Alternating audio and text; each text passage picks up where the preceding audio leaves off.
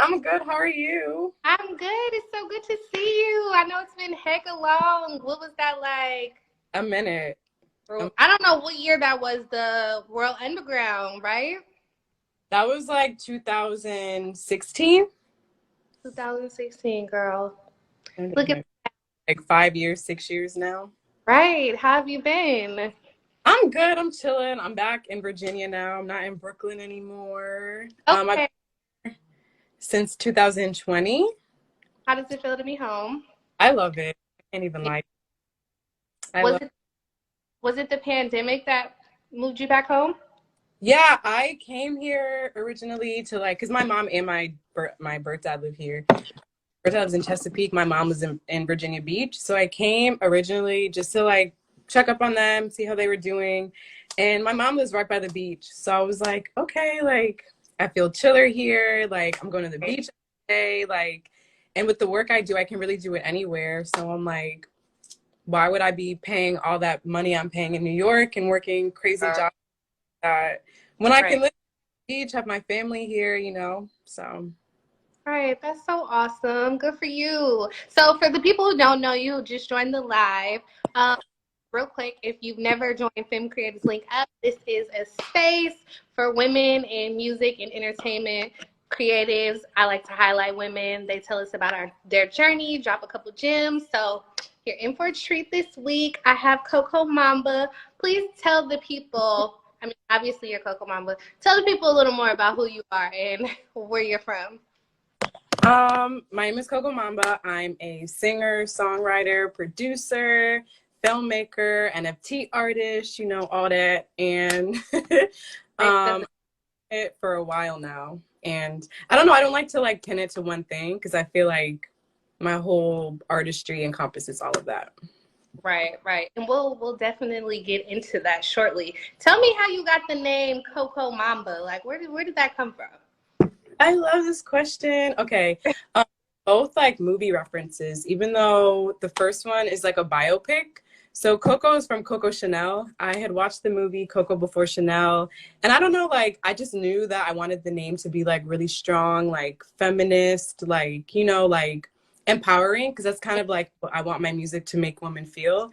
And I just love that, like, she didn't give a fuck, at least like how she was portrayed in the film, right? She didn't like she revolutionized like the women's wear industry, like introduced like pants, like women were wearing corsets, like she got rid of all of that. It was all about like the woman's comfort, which I thought was really dope. And then Mamba comes from Black Mamba and Kill Bill, volume 1 and 2, which are like two of my favorite movies of all time. And I loved Uma Thurman's character because a lot of the times with like revenge movies with women, like they have like a love interest and they get tripped up and they like, they're weak. But I like that like she had a mission, like she was fucking everybody up, like, she like fire. And so I kind of like took the two things. Like I feel like Coco was like more like, even though she made masculine clothing, she was like the more feminine. And then Mamba's masculine, and I feel like, that's me. That's so dope. I was like, where did she get this name from? I'm trying to think. I was like, Mamba, Black Mamba, Kobe Bryant. With Coco, that's her skin. I don't know. I love it. That's hella cute. That's so cute. I was not that creative with my name. I literally just took my actual name and put a little gangsta on the end of it. So I love that. That's super cute.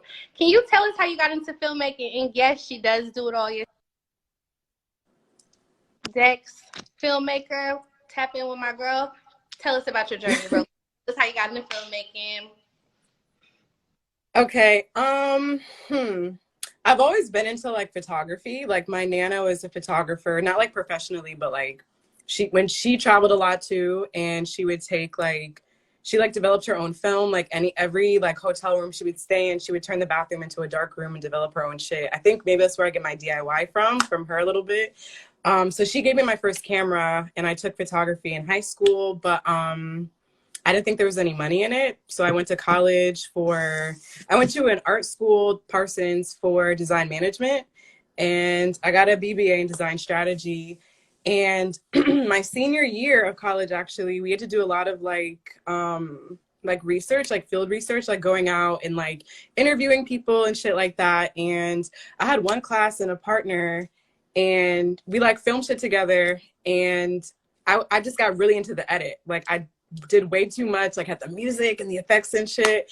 And she was, yo, like you're a really dope editor. And I'm like, girl, like get the fuck out of here. Like I didn't know what I was gonna do when I graduated, but I didn't think it would be that. I'm thinking like the business management type area. Okay. And then my senior year, I think Revolt TV had like some competition or some shit like that. And it's like, record a video and like tell us why you should, blah, blah, blah. And like, I just went all out. Like, I was going to a lot of like events and shows and shit in Brooklyn at the time. That was like when Afropunk was still free. So there was a lot of going on. And I just like would rent a camera from my school lab and like shoot like everywhere I would go. And I didn't end up making the contest or whatever, but it kind of just like showed me like, yo, I really like doing this shit. Like, let me keep doing it. So I started a web series called Hour by Hour. Afropunk, actually, that was like the first blog to cover like anything I've ever done. So that was That's kind so of, cool. thank you. Yeah, I literally was like just emailing anyone who had an email address, any blog, like you're about to get hit up by me. Like, so I hit them up, I sent them my web series Hour, and they fucked with it, and they ended up doing like an article on it, and then it kind of evolved from there. That's so dope. And that's so cute that you got it from Nana. Look, you got it. I love that. Can you tell people, like, how did you get contacts? Because I'm sure, like, upcoming filmmakers, there might be some people on here who are interested in getting in that field, wondering how they can get their work to these people. How did you, like, research? How did you get people's contact to even hit them up? I literally was just like a creep. Like I don't even remember. I feel like somebody told me this, but I don't remember. I literally would just go to the website, like Revolt TV, whatever, and I'll go to like the contacts and who's ever in charge of like marketing or like publishing or any of that shit. They're all getting an email from me. Okay. Like getting rejected over and over and over and over and over again. And then once you get one good contact, as long as you like, I mean, you know, being in New York, like, or even LA, like you have to know how to nurture relationships, not be fake, like, but Yeah. just be a real person, be cool, like keep sending them shit, like, and then, yeah, exactly. Like networking. And then you meet another person through them and blah, blah, blah. So yeah, that Afropunk was the first blog. And then it's like, and it's kind of a ripple effect sometimes too. Like if one blog fucks with you and they post some shit, then another blog might see, and then, you know, you to like be consistent in that way. Yeah, having press definitely gives you leverage to get more press. So absolutely. Yeah. And that first little, you know what I'm saying, that first look, definitely more looks to come. So y'all stay persistent out there. Us about honestly, what is a video editor? So it's like, what do you do as a video editor? And then also, how did you land your gig as video editor for Forbes 30 Under 30s interview series? Okay, so a video editor, basically, I edit a whole like range of shit. I got my start in documentary editing because that's just like the Hour by Hour series I told you about. Just was like going out and filming people and cutting it up over a dope beat, and like that was it. And then so right after I graduated, I got into like protest work a lot. So I ended up in Ferguson. I lived there for like a month maybe, and I just was like documenting what was going on and just like helping out, which ended up being like I ended up assistant editing on what became the film from that project. But yeah, so that was in Ferguson. I came back to New York. I got involved with Millions March, just like documenting like protest shit. I wasn't getting paid shit. Like all that was for free. I think my first editing gig was like a realtor commercial, and I only got paid like $200, which I know is money, but like in terms of like journey, you know, and how much work I put. So yeah, like just jumping from gig to gig, a lot of recommendations. Like if I had one job, again, like being pleasant to work with and maintaining that relationship, then like that person will remember you like the next job they go to, and they'll recommend you for that. So like to the Forbes gig, it was funny because I was like really down bad in that period of time. Like I had lost like the permalance job I had, which is like, because I've been a freelancer since I graduated, but I call it a permalance if I'm there for like, I'm literally like an employee, but I'm not like really there. I can dip when I want to. So I lost my job. I was broke as fuck. Like I was living with, yeah. I was living with my ex prior. We broke up and I moved out. So like my bills doubled. I have my rent doubled. Like I lost my job. Like it was bad. So like I just put my Leo pride to the side and literally just reach out to the people around me. Like, yo, like if you're looking for an editor, let me know. Like if you know a job that needs an editor, let me know. And I had a friend, Jake Robbins, actually fucking saved me. He was working for Forbes. He was shooting and editing some shit for them, but he's more of like a DP shooter. Okay. And he, you know, I'm working on, it was like some corporate shit. He's like, I'm doing it for them. I don't need to be editing it. Like, if you want to edit it, I can just have you come on. So he essentially created a job for me and like shared his bread that he didn't have to do, which is like, I've had a lot of moments like that, which is why I try to like help people, you know, pay it. Yeah. And, yeah, so I started doing like the corporate series they were doing with the producer there. I forgot her name. I should have looked it up. But so she like really fucked with my work because I like to, I think of like every time I get a gig for the first time, I'm like, okay, I'm gonna do it up. I'm gonna be quick as fuck and be efficient. Like, so if I get an edit, I'm not giving you like a rough draft and it looks like, no, you're getting a finished product on the first go. So you're like, okay, like what the fuck, you know? Right. So like was impressed and she introduced me to the senior vice president of production, which is who I work under, Kirsten, now for the 30 Under 30. And so she threw me, it was like this thing they were doing for Cannes Film Festival. And same shit, like I turned that around really quickly. It looked really polished. Like, not to like, you know, to my own horn or whatever, but like compare. Impressions are everything. And I think that's important. Like, for anyone listening, just any artists, creatives, like, I love the gems that are being dropped just, you know, like subconsciously. Like, yeah, actually, people do need to know this. Make sure the first shit that you pushing out, that first draft, is actually looking like a final draft. Like, first impressions are everything. So thank you for that. Please keep going, ma'am. Yeah, sure. Thank you. Yeah, and then I also study, like, if I really want to, like, be with the company, I'll, like, go to their page and study, like, so I'm looking at their videos before, and I'm like, okay, well, this editor, you know, no, no shade to the future, if this comes out in the future, but, like, okay, this editor didn't do this type of coloring, or they don't have this type of shit, like, I know my strengths, and I'm like, okay, how can I, like, fit what I'm good at in the Forbes brand in a way that would make them want to keep me around? So, like, I just kept doing shit like that, and then she, you know, approached me one year, I think it was 2017. And she was just like, you know, would you be interested in doing the 30 Under 30? And I'm like, the fuck? Yeah. Like, yeah. And that was crazy because like the final revisions, I was like into the Dominican Republic visiting my homegirl. So I'm like on a laptop, on like an airplane, like I'm supposed to be on vacation, but I'm like working like literally till 5 a.m. making until final delivery to like make sure that shit gets done. And she just really like, she's one of my favorite producers to work with, Kirsten, because she's really like affirming and really like human. Like she realizes how much work goes into it, and she like just really fucked with my work ethic and like the quality of the content I was putting out. And because I'm really doing the job of like 4 or 5 people, like editing all 20 of those videos, you know? So yeah, and this is next year will be the 5th year. So go girl. Yeah. Go girl. I'm so proud of you. That's hella dope. That's so dope. So see guys, that first impression was everything. That first draft, you turned it around hella quick. People don't got time to be waiting. People don't got time to be getting hella drafts. Girl, and because of that, you now are like, what do you call it? Permalance? Yeah, permalancing. So, there you go. That's what's up. So you're a super dope filmmaker. You're also a fucking singer, songwriter, producer. I felt like you were like giving rapper. No, you never said that you were a rapper, but I'm like, it gives me like if Solange was rapping, but Solange do be rapping. So I don't know.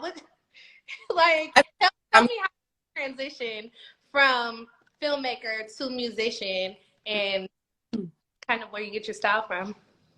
Yeah, so I always like literally since I was a little kid I wanted to be a singer. Like I was like boom, like I figured it out, like that's it.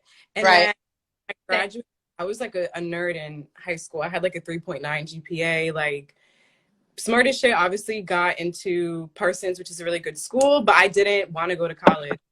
Mom, I'm like, I'm going to pursue music. Like, that's it. And she was like, you thought, like,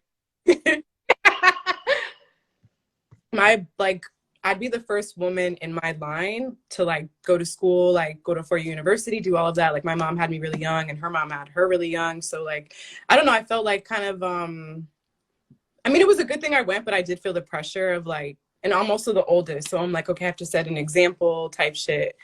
So I kind of put music to the back end, went to college.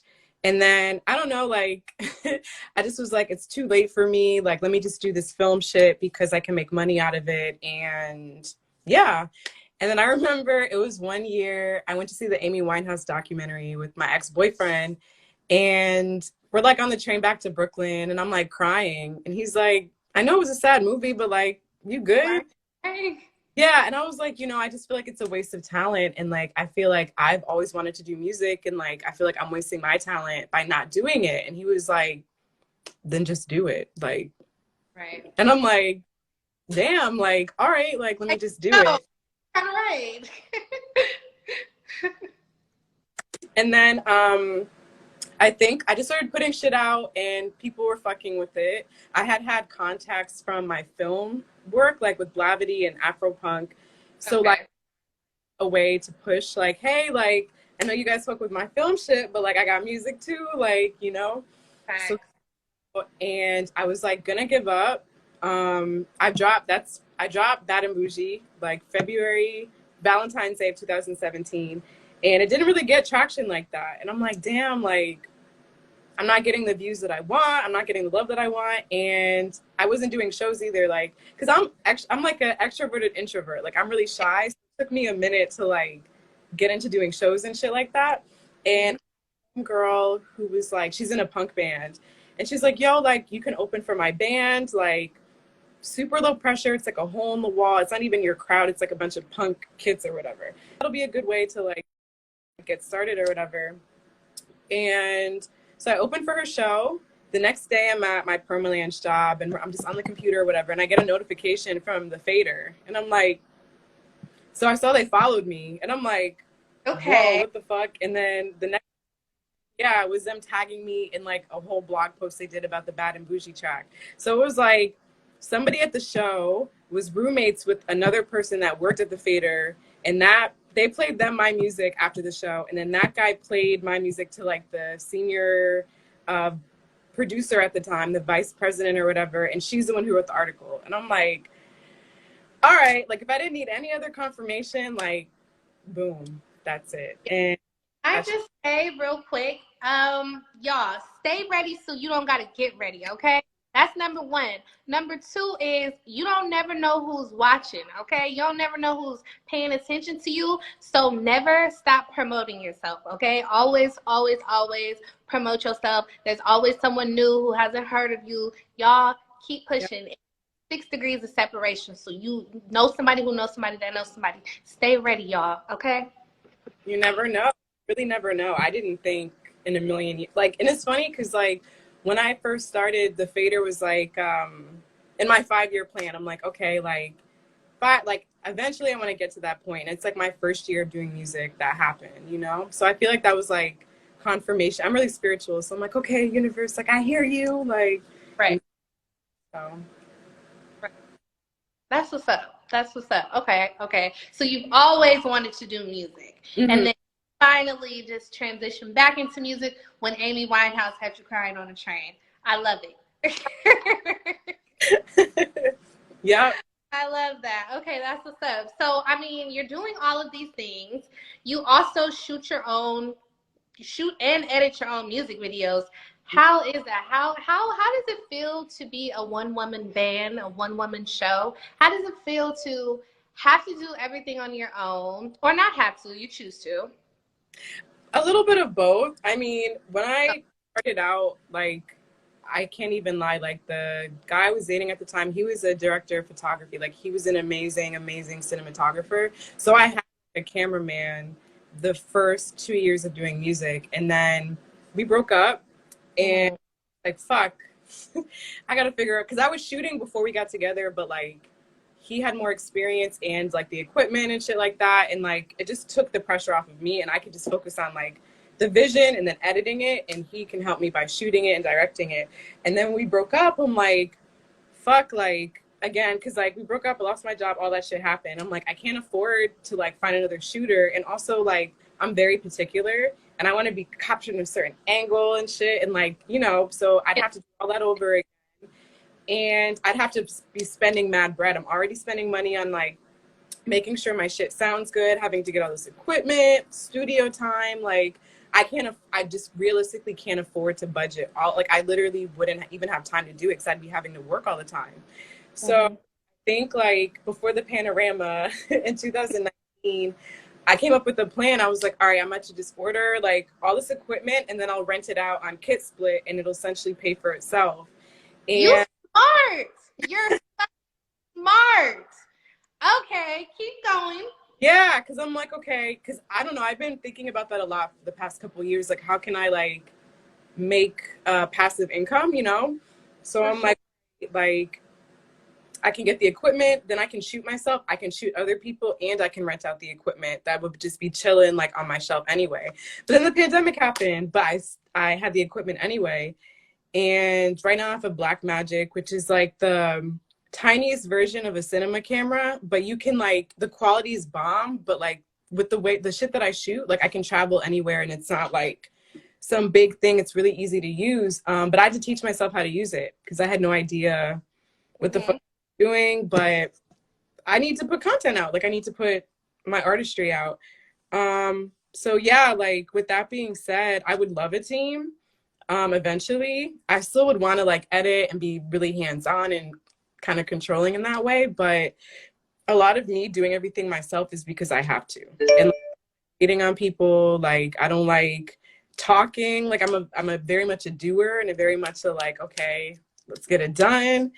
And you know, I've there have been times I've attempted to work with other people, and sometimes it works out and like we create dope shit. Other times it's like a lot of running in circles and having to wait, and I don't like that.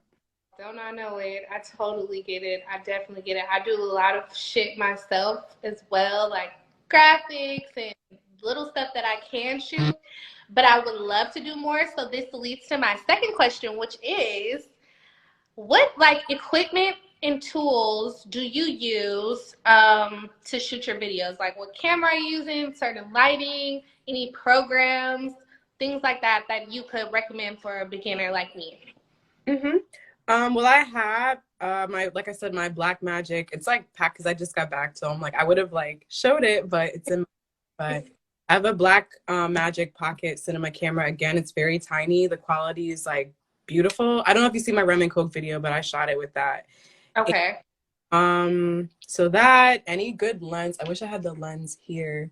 Obviously a lens, a tripod, so you can prop it up. I have these lights over here.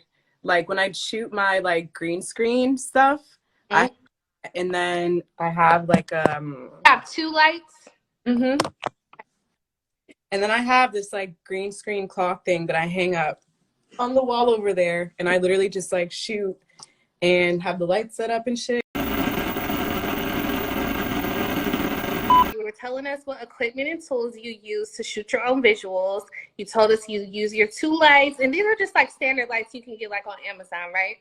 Yeah, I think like it was like an Amazon package, like the studio things I have, like the light. It came with lights, like a C-stand, where you like hang up the whatever like backdrop.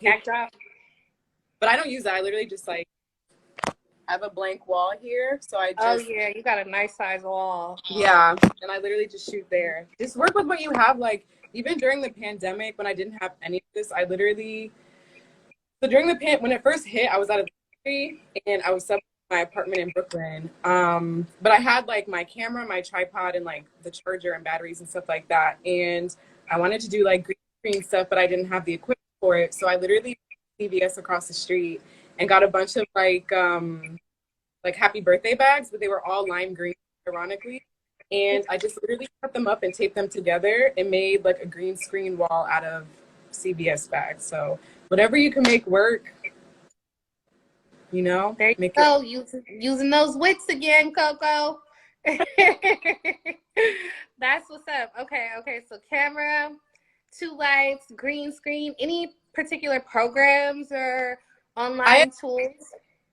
for real, like whatever works for you. Like, I mean, okay, I worked in iMovie and then I moved to Final Cut and then Premiere. But because Premiere has more controls and things like that, and I'm an editor. But if you're trying to do something simple, whatever program you're able to use and use. I still make my music in GarageBand. I was So gonna ask you that. I was gonna ask you that next, actually. What because you produce as well. What programs do you use? GarageBand, and I have a key. Usually, I buy loops online and I cut it, or I have like a keyboard and I, depending on if I hear like an instrument to like get it out and I'm not finding it, then I'll just use the keyboard. But like everything I do has been in GarageBand. I learn Logic. Like I want to learn the proper industry, but it's a lot. I have to. It's hella easy, friend, because you smart. You're smart. I see that. Okay. And if I can do it, who was literally looking at these programs like, what the hell is that? Then you can do it. Have you tried using Splice? I've heard of it. I don't think I've tried it yet. But I'm unfortunately a creature of habit. I'm gonna get into it though. I know. I just need to take a day to dedicate to it. No. Because you say you buy loops online, so I totally recommend Splice. You can like buy their little monthly. I don't know how often. I think it's once a month I pay or whatever. But they have hella dope loops on there, like fire. They have just like a nice little catalog over there. So check it out. It don't cost. I think it's like $13. And yeah, I done made some slaps easy. And I'm telling you, I don't know what the fuck I'm doing. Like, I done made slaps on there. Like, okay, she's a producer now. So, yeah. Highly recommended. Okay, next question. We're going to kind of veer off. So, you went on this retreat, right? And like, I've been wanting to do a writer's camp. Definitely, I'm all about travel, baby. You know, your girl. Your girl got stamps in her passport. So I love that you spent like how long did you spend in Brazil at Casanaíla? Is it Casanaíla? I was there for a month. I was supposed to be in Brazil for 2 months, but then again the panorama hit and I got out of there because they were like shutting the borders down. I had already got sick while I was there. I got like a stomach virus and I had to go to the hospital. Shit. Was it something? It was something you ate? No, it was like something my roommates at the house gave me. No shade. Or I think maybe we went out for Mardi Gras or not Mardi Gras for Carnival. And I'm so sorry. And I think we drank whatever we drank like stuff. But they got it first. They traveled like they outlive in the woods and shit like that. So I feel like it came and went, but with me it was just with me for a minute. So the whole like, you know, be here, this isn't America, like you can just go to the hospital. I'm like, no, I'm good. And then it was like the 8th day and I'm like, all right, like let me go. And I was like very dehydrated. I had to get like IV'd up, all of that shit. So I already kind of peeped like what the dynamic would be. Like she had to come with me and translate. I don't speak any Portuguese, so I'm like, I would be here. I don't speak the language. I don't know anyone here. I don't have family here. Like I'm not about to like be shut. Like I love Brazil. I want to go back, but like it just didn't make logical sense for me to be trapped there. So yeah, I even forgot where I was going with it. But I was there. I was supposed to be there for 2 months, but I was there for a month. Sorry, I had to put you in a cup because I need my hands free. And my phone, my little stand just broke, girl. I'm having technical difficulties. So anyway. But you did go to the retreat, right? Yeah. So how was that? How was the experience there? How was the people? How did you collaborate with anyone there? Did you find any peace? Did you get inspired? Talk to me about the actual experience. Yeah. I loved it. The house I was staying at was like at the top of a hill. So like it was great for me because like I got that workout in. Like I like being I'm not athletic, but like I like working out or I like walking especially. So it was a good workout. Like literally you have to walk down, go to the beach. Like there was a bike. I had a roommate there. She let me use her bike. So I would like bike into town. Um it just felt really freeing. Like I love exploring and like I love adventure. I love being in new places and shit like that. So like it was really dope to kind of just be on my own and not have to worry about like waking up and going to work or like checking in online or any of that shit. Like I literally was just there to just create. And like I had never done something like that before, especially by myself. That was my first like solo trip out of the country. Um the other women at the house were all painters. Like all three of them were painters. They were also older than me, like a lot older than me. And so like it's like I got a lot of wisdom from them because they've been doing what they've been doing for a really long time. And two of them were from Germany, one was from Australia. So like we didn't collaborate musically. There was one, my roommate who's a painter, I offered to like shoot promo stuff for her art, like BTS shit. Just I'm like, it'd be cool. Like I'm done shooting when I'm shooting. Like like I said, I always like to help. Like it might be cool. Like if you're gonna display your shit, maybe you could have this BTS footage. And she ended up using it for like during her installation. She like played it. It was in Germany, so I couldn't go. But yeah, like we didn't like collaborate and like create a finished product per se. Like, but I feel like being around them, and even just learning about like being an artist in Germany or being an artist in Australia, like it just really, I feel like there are moments I keep in my back pocket, But overall, it just was amazing. Like it was beautiful. I went there for inspiration. Like that was like my 10th year living in New York and I was over it. I hated it. I was working like 2 or 3 jobs at a time. I barely had time to work on my creativity because I'm like, in order to do the shit I want to do, I have to make money because I'm also paying mad bread for an apartment, mad bread for everything I'm paying for myself. So like if you're working like a 9 to 5, like I was doing, you work 9 to 5 and then I have another gig that I work on as soon as I get home. The amount of time I would have to create is very tiny. Like I need to sleep in between. And then I'm not actually intuitively being creative. I'm forcing myself to come up with shit so people don't unfollow me. Um, so it was dope to be like that trip kind of showed me, and the pandemic showed me that I really need to be in a space where like I can just genuinely create and have the time to do that. Like now in Virginia, like I wake up, I do yoga, I drink tea, like I like look at because I'm a to-do list type of chick. So I look at my to-do list, like, and then if I feel like making an NFT or if I feel like making a song or if I feel like getting the fuck up and like going to Miami randomly, like I can do that now. Whereas when I was living in New York, I couldn't. So I feel like I said a lot, but no, you said this.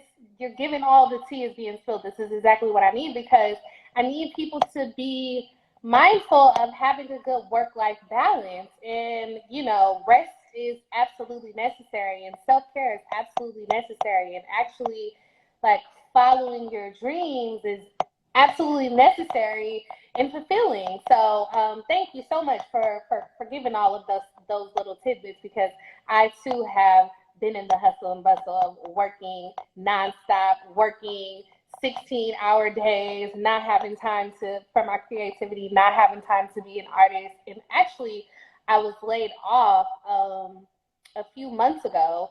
And it wasn't until then, I feel like I've been doing music like for a pretty long time. Please stop, filter. Whew, have me looking like a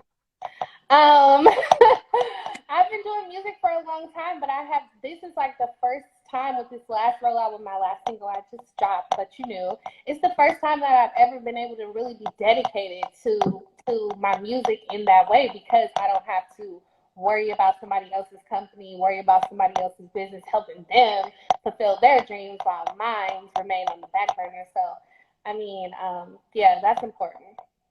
That's important to learn that balance for sure. Like living in New York, like it's kind of glorified. Like even people I was into, like that was another thing about me coming back to Virginia. I was like, I just realized how much I changed, like as a person, like growing up in Virginia and then moving to New York, I became like way more neurotic. Like work was my life. I barely saw my family like that. Like I'd come for holidays, but even when I'm when I was here, I wouldn't be present, right? Like I would be on my computer. Anytime I'm out, everything was about work.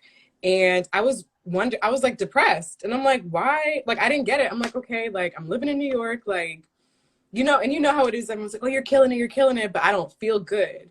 And it wasn't until the pandemic where I realized like, yo, like I need to have time to rest and recuperate and like love on myself the same amount of time I put into like hustling and working hard. So like now I try to balance like with the 30 under 30 shit, like I'm unreachable. Like I literally wake up, sit in front of my computer's right here and I'm here the whole day. And then I go to bed, wake up, do the same shit over again. So like I can dedicate periods of time where I know I need to grind because I need to make money to do the shit I want to do. But then periods like now, like me going to Miami was just because I wanted to go to Miami, like I know that's a privilege, like, but and I always say like I bust my ass for a couple months so I can chill for even longer. So yeah.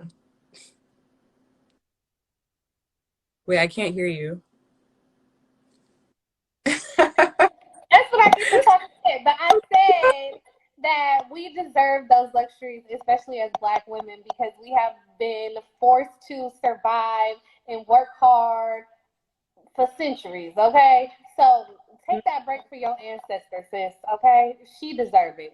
She deserves it. So you take that break when it's necessary, okay? Oh. So talk to us about your creative process. Like, I guess, I mean, you're so creative in so many different ways. I think specifically in the studio, I'm curious, like, what's your writing process like? Do you like go in there with your tea and some incense? You do a little yoga first?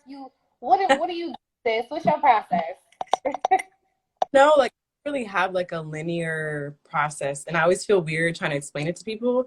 Like sometimes it'll be traditional where I'll like get a melody in my head and then I'll build a beat around it and then I'll think of a visual. But then other times I'm inspired by like I could be like going to the beach and I pass by like an area and I'm like, yo, it'd be dope to shoot a video here. And then like I'll start collecting areas that I feel like are dope. And then depending on like what these visuals give me, I like feel the vibe of a song from it. I don't know if that makes, or even if I travel, like my track Drive, I literally I made the beat on the plane, like flying to Laos. And I like finished the track while I was there. And I was like recording like the crickets and like just like and absorbing like my environment. So it's kind of like I said, like, and there are times even like I won't even have the lyrics written and I'll just kind of fill shit in, like B-roll during those parts because I'll be working on the song as I'm editing the video. So I already shot it and I'm trying to like work it in. So it's kind of like, instead of like linear, like, okay, I think of a beat, I write a song, I record it. I think of a video, I shoot it. It'll be like, think of a beat, think of a visual, shoot the visual, write this, like, it jumps back and forth. Because sometimes the visual will inspire, like even with my NFTs, like, because a lot of my NFTs are kind of just like me humming or like melodies and shit like that. So I can go back and like re-edit things of that nature. Um, so like depending on how the visual turns out, I'll get a different vibe of how the song should sound like. Sorry, I have to mute myself when you talk because for whatever reason it echoes and I can't hear you. But girl, what the fuck? Like, see what I'm saying about that little brain that you got? Like, how? That's so cool. That's hella cool. So you'll think of the visual and then think of the song after. Yeah, I do that a lot.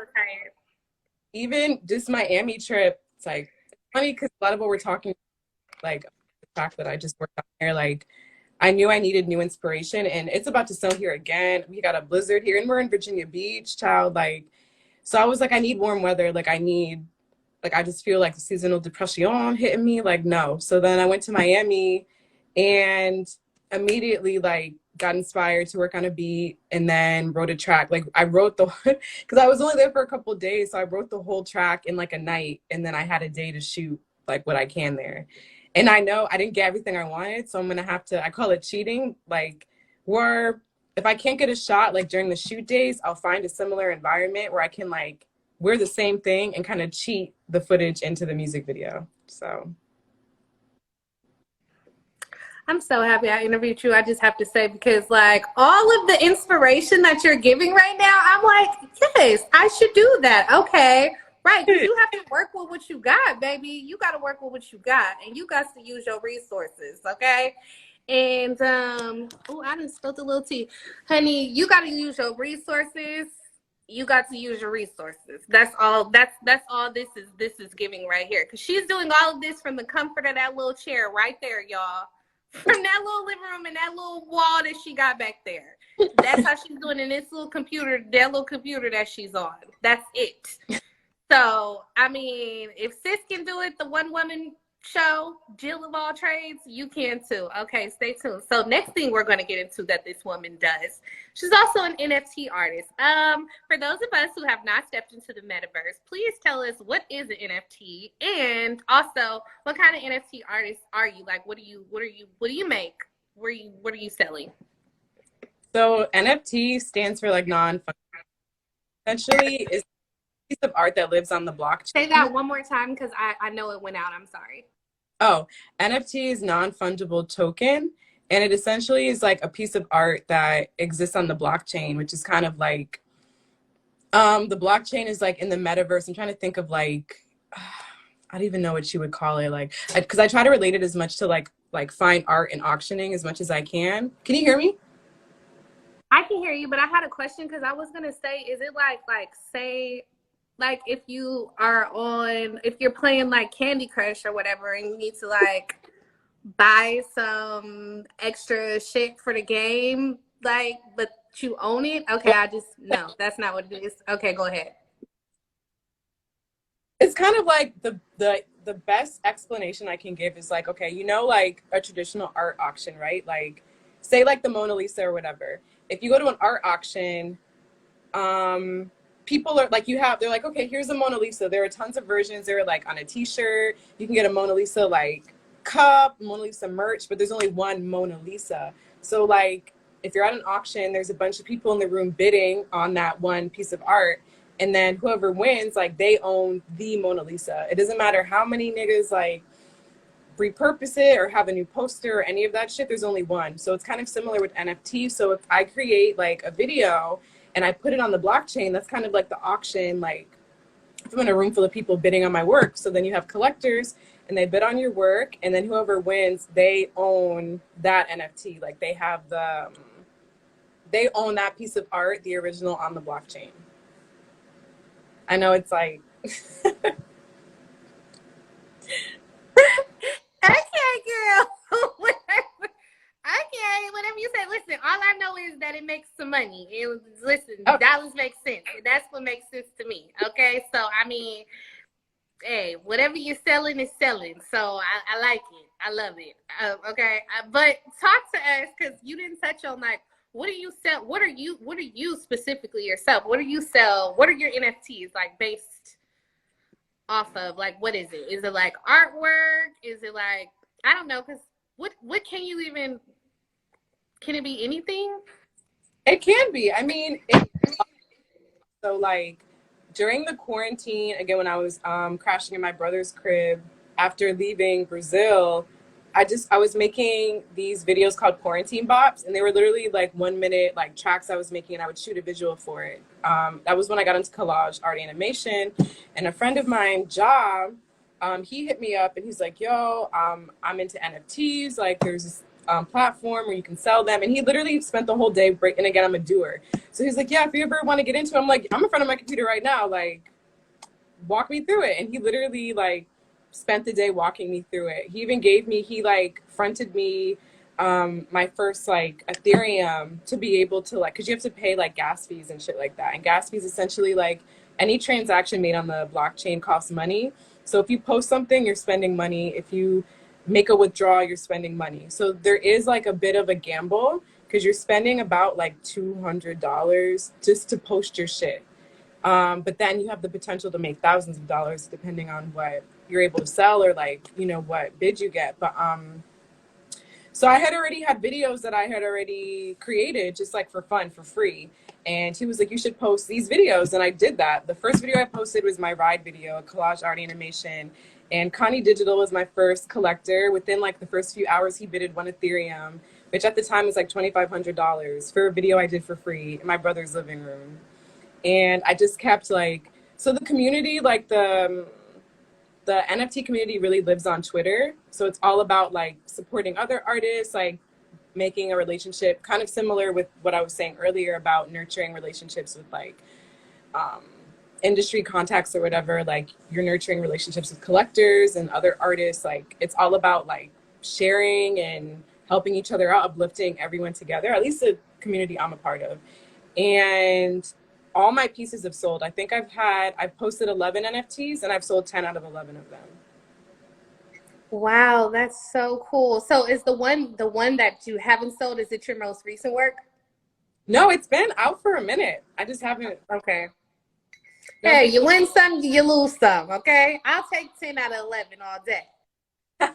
I figure I'm like, once I blow up, it's gonna be worth a lot and like it's gonna get snatched up. So I'm not even tripping off of it. I'm like, I don't know, I'd like to count my blessings. I'm like, there are people that still haven't sold anything and I've sold 10 of my pieces. Like I'm not about to trip. I'm not about to be ungrateful and like, be mad over one, but you know?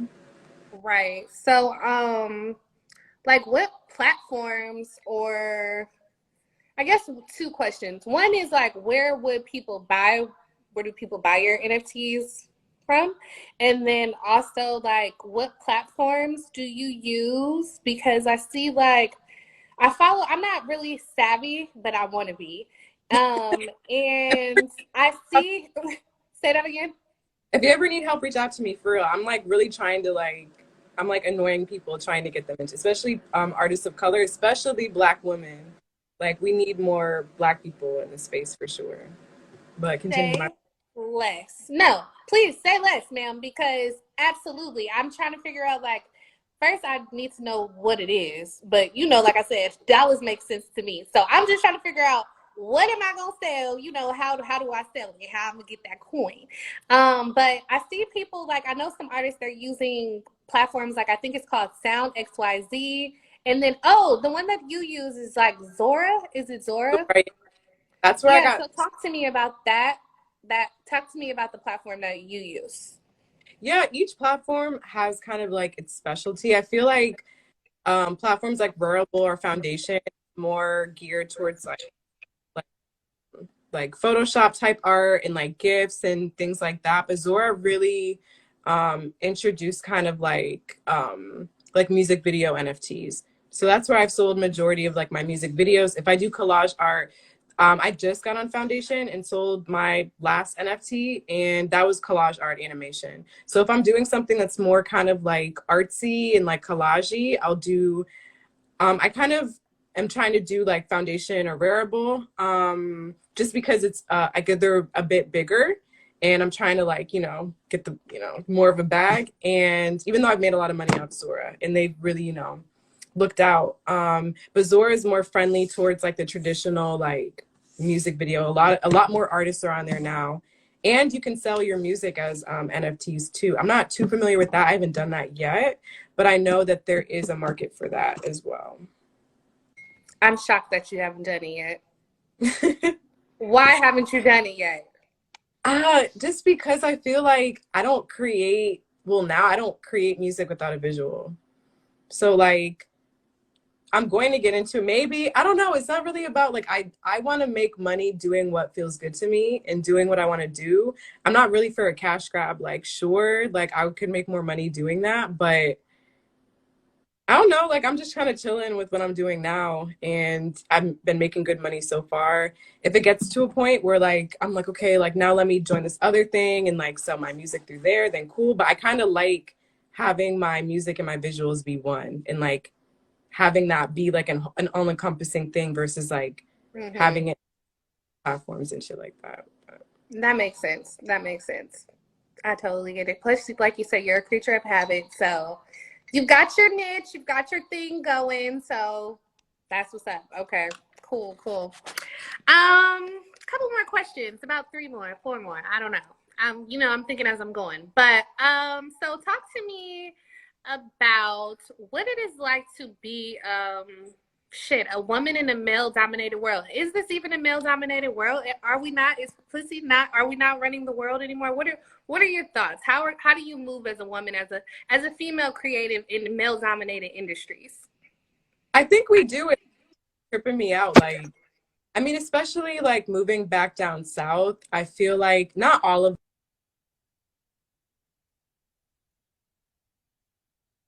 Can you hear me now? Yeah, say that one more time.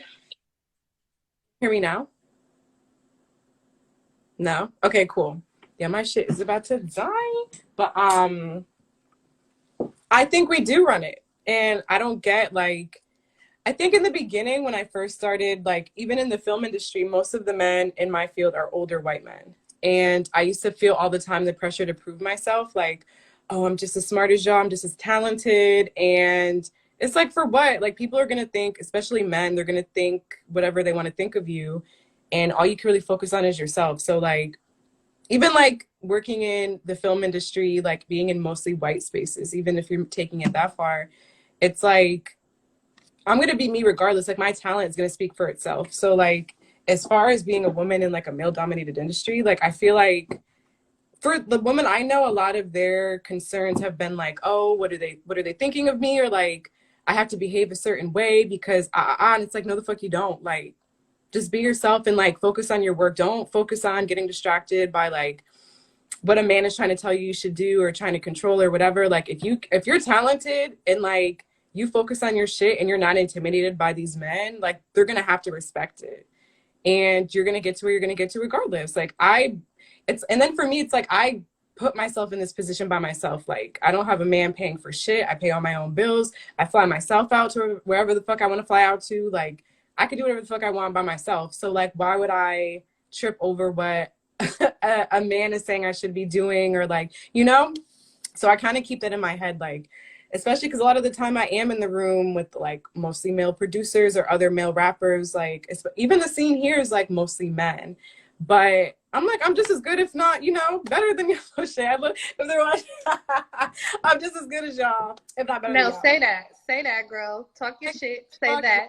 I get intimidated, you know, or why I don't get it. I mean, I get it because I was there before, but after doing this for a while, like people are going to think whatever the fuck they want to think of you regardless. And a lot of the time it's fueled by jealousy or fueled by intimidation or fueled by their own insecurity. So like, we're not just going to be projecting our insecurities back and forth between each other. So like, I'm gonna break it by being like, you know, I'm fire and you could be fire too, but as long as there's a respect there, you know? So I feel like I rambled, but No, you said what needed to be said, baby girl, okay? Period. Let your work speak for itself. Number one, don't let nobody intimidate you. Number two, fuck people ego. Fuck your own ego too, okay? Stay confident. Stay confident in rooms, but let these people know that you that bitch, okay? These people, all these people. So thank you. Okay, that's gonna segue me into my next question, which is do you have any tips or advice for up and coming creatives in your field, even though you have so many fields, baby? I mean, NFTs, sis does music, she's a filmmaker, sis is an activist. What do you have to say? I would just say do it. I feel like a lot of like friends that I talk to that they're like, oh, I want to do this and the third, but they're always making up reasons why they can't. It's like, just fucking do it. Like the hardest part I feel like about being an artist is going through the hump of like not being good in the beginning. Some people are just like amazing off rip, but like a lot of time it takes work to get to where you're at. Like my first EP, you will not find it anywhere. I sounded trash. Like it was just not given. I mean, people fuck with it, but like for me, like in terms of like what I know I'm capable of, it wasn't it. But like once I got past the hump of people talking shit, saying I can't sing, I can't rap, like I sound like shit. Like once you get past that shit, like you don't care anymore. And the more you do it, even like what I was saying before about me doing shows, like I used to be terrified because like when I record, I can like edit and add a little reverb, a little melody, you know, like razzle it up. But like when you're live performing, you can't do that. And I had to do a couple shows where I sounded like shit until I didn't care anymore. So like you really just have to push. Like my like life motto is like do it scared. So even if you're terrified, like just do that shit and you're gonna end up feeling good after because you're gonna realize like how dumb it was to feel terrified of that in the beginning. Right. So you heard it here first, guys. Practice makes perfect, and you have to be okay with looking kind of crazy from time to time because, you know, it's all trial and error. So like she said, just do it. Just go for it. Don't be afraid. And even if you are afraid, do it anyway. Okay? Mm-hmm. Okay. So what's next for Miss Coco Mamba? What can we expect from you in 2022? I know you have so many things going on. I'm sure we're gonna get NFT overload from you, girl. Keep pushing them NFTs, getting that coin. What else can we expect from you this year? I feel like I'm doing a lot, but I'm really hype about it. Being back in Virginia has been like the best decision I've made. Like, I just love the community here. I love the artists here. I love, like, I mean, it's not perfect, but I love, like, there's just a lot of inspiration here. So I'm doing my first like collab music videos, which is going to be interesting for me.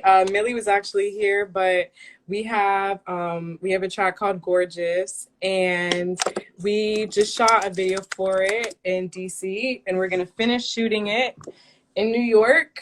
It's about to be fire. So that's fun. And then I have another music video coming up with an artist here. Her name is Mac. Really dope. The track isn't out yet, but it's fire.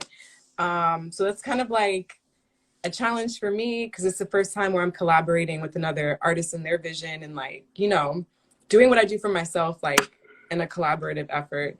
And obviously more NFTs. I want to get, I'm still editing too.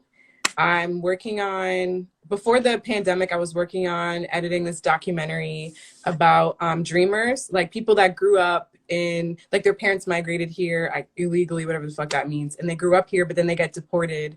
Like if they do a petty crime, they get deported to a country that they don't even speak the language or know about. So I want to get back into like my activism documentary bag by working on that film again. And I don't know, just a bunch of shit. Like, I want to just keep expanding and keep collaborating with Virginia artists, keep doing shows, and just living intuitively. Whatever I feel like doing when I wake up in the morning, I do it, and you know, can't complain. The luxuries of freedom from the oppressor. I love it. That's what's up. That's what's up. I'm so excited to see everything that you have in store. Definitely want to connect with you just on a bunch of things. You're so creative, and I'd love to collaborate with you, especially on them NFTs. um, If you have any, let me know. Okay, you know what? I'm gonna turn the filter off. Actually, we about to get off the line anyway because this filter got me looking crazy. So thank you so much for joining us. You dropped so many gems. I really appreciate your time. You're super, super dope, and I'm so glad that I got to highlight you this week and give you your flowers. You are truly a gem. I appreciate it. It's been great, and I love the questions. When I read through, I was like, oh my god. So I'm hyped. Yes, girl, she's a music journalist. Add that to my resume. Yeah. I'm glad you enjoyed it, though. Thank you so much again. Thank you for all of your input. Definitely, definitely. I learned so many things. I'm super inspired from this convo, and I'm about to go out here and shoot my own music videos. Okay. Yeah, why not? Work with you guys. For real. I'm gonna call you too when it's time to edit, like, Coco, what I do next? I got you. I appreciate you, boo. Thank you so much. Have a good evening. Thanks for joining, everybody. Virginia, what up? What up? Thanks, y'all. Thank you. See ya. Bye.